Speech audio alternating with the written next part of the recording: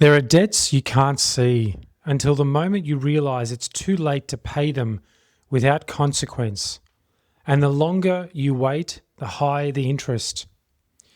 Incoherence is patient. It doesn't charge you all at once.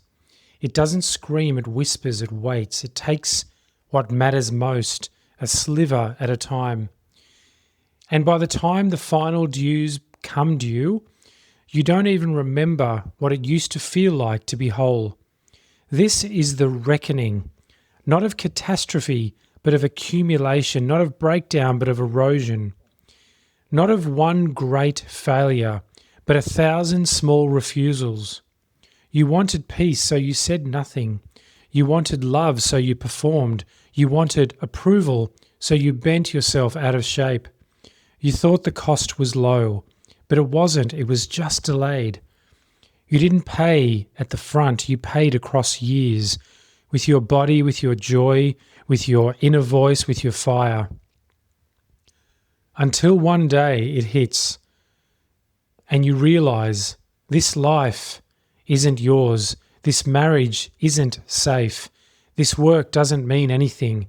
This silence is not strength. The mask doesn't fit anymore. This man in the mirror isn't you.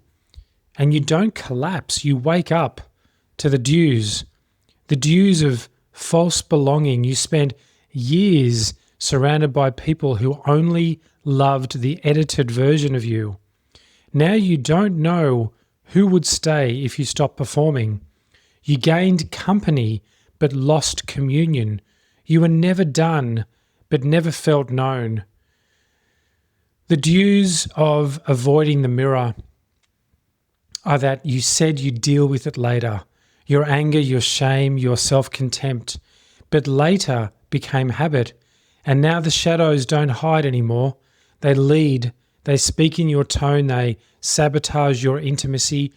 They govern your life from the background while you pretend to be clean. The dues of pleasing. You were agreeable. You were helpful. You were selfless. But every time you said yes when you meant no, a piece of you went silent.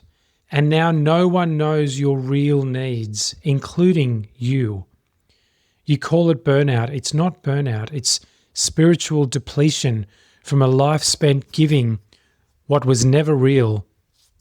The dues of performing are that you built an identity that worked, that landed, that sold, that impressed.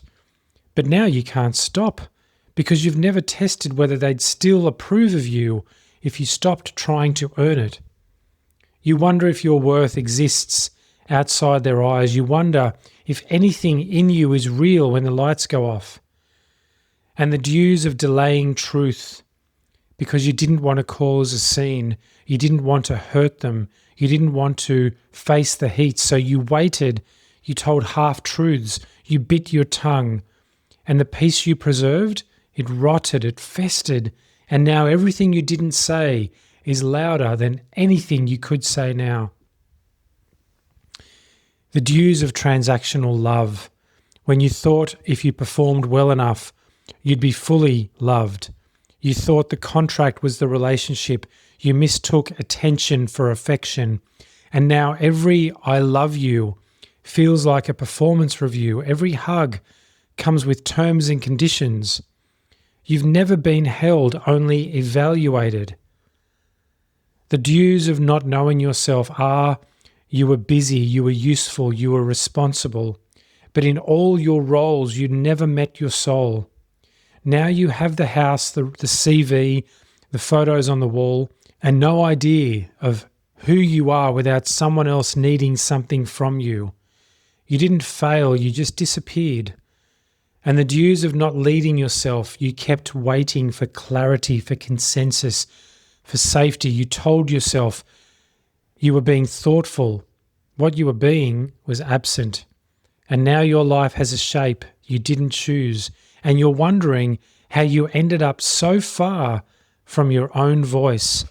And now the final dues, all of it together, the sum of the small betrayals, the accumulation of every silence, every bent truth, every curated smile, every time you said it's fine when it wasn't. These are the real debts, not the ones on paper, the ones you pay in regret. The kind that show up not when you're 30, but when you're 55, staring across the table at someone who used to love you, wondering how you became a stranger to your own life. The kind that hits when your children start performing for you because that's what you modeled to them. When your body starts collapsing because it was the only part of you still telling the truth. The kind that whispers in the dark, if you'd ever lived just 10% more honestly, everything would probably be different. That's the cost. That's what's due. Not all at once, but day by day, year by year, until your soul becomes a ledger of what you didn't do. So here's the invitation. You can keep paying the slow price of incoherence, or you can sacrifice for truth, for what's real. You can trade false belonging for communion, avoidance for reckoning, pleasing for truth, performance for presence, delay for clarity, transaction for love, adaptation for identity, passivity for authorship. Self-disclosure. I remember when I used to do all of what I just mentioned. I was the veritable poster boy for incoherence on every level, and I suffered bitterly in silence for almost 2.5 decades, doing so until finally one day I decided to take the wheel and lead myself. And when I started carrying my own cross and not expecting anyone else to do it for me, yes, it was heavy, but in time I got used to the weight of it, and now I will never place it down because I chose this cross, this life, and to be coherent in every way. You can choose coherence too, and yes, it will cost you, just like it cost me and still does every day. It will cost you your illusions and your comfort and your conveniences and people who only loved your silence. But what you gain is everything incoherence would never give you. A life that is actually yours, a body that breathes clean, a voice you can trust, a mirror you can face, a soul with nothing left to hide. The dues will always be paid. The only question is, what will you pay them for? Welcome to The Architect Speaks.